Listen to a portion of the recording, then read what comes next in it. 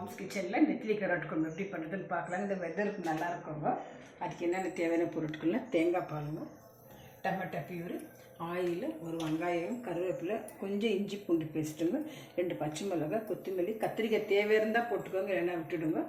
மிளகாத்தூள், தனியாத்தூள், மஞ்சத்தூள், நெத்திலிங்க, உப்பு, எண்ணெய் நுழைத்தாங்க. இப்போ எண்ணெய் ஊற்றிக்கலாங்க.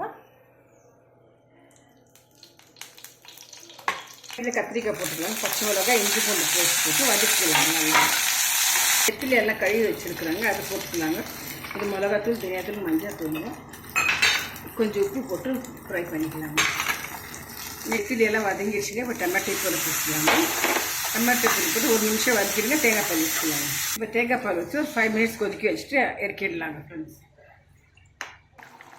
கரோட் குழம்பு ரெடி ஆகிடுச்சுங்க.